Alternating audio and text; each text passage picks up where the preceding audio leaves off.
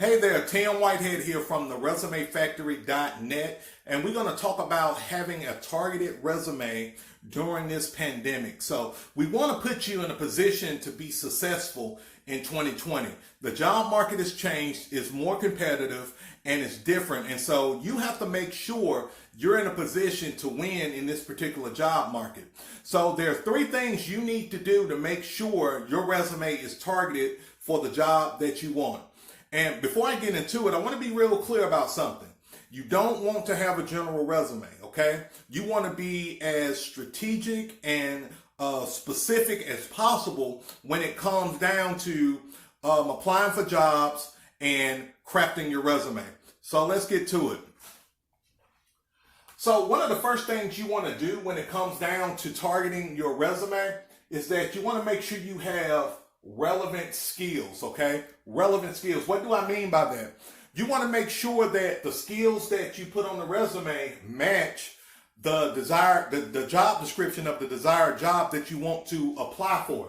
So, for example, if you are a sales professional, you may want to add forecasting, you may want to add outside sales or inside sales or social media marketing to your resume. Now, you want to make sure you actually have that skill set.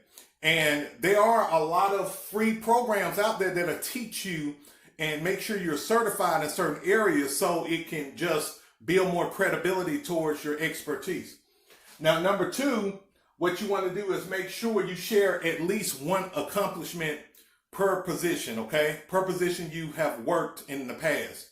And the way you do that, let's say, for example, you come to me and say, Tim, I don't have any accomplishments at my former position. I was a cashier. So how do I match up for a sales job? That's easy. Let's talk about you building rapport and how you have helped generate repeat customers from month to month just by building rapport and having outstanding customer service. You can do that.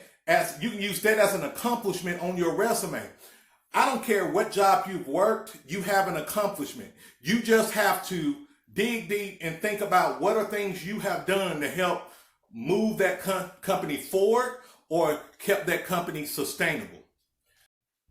And lastly, what you want to do is match your years of experience with the desired job that you are looking for. So for example, going back to the sales director position, if for that sales director position, they're looking for somebody with at least 5 years of leadership experience, but you don't have 5 years, let's say you have 3 years of experience, well, pull from your skill set and combine the skill set and your previous work experience together to help qualify you and build credibility.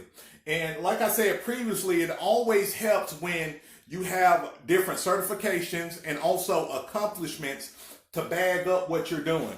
So let's say you don't have the 5 years of experience. However, you got 3 years of experience in leadership, right? Well, you can use those accomplishments to talk about how you've helped train teams to generate millions of dollars of new revenue. If I was a hiring manager, I don't care if you got 5 years of experience or not. If you've generated over $1 million of sales in the past within a 3-year window, I want to bring you in for an interview. So there are little hacks that you can do to help kind of offset some of those job requirements, but you want to make sure, again, that you focus on those accomplishments when you lack the job experience. All right, that's it for today, and I hope you got value out of this video. If you have any questions, feel free to send me a private message. Also, if you need a resume done, feel free to go to the ResumeFactory.net to just see what we have to offer. All right, again, this is Tim Whitehead here again from the ResumeFactory.net. You have a great day and be safe.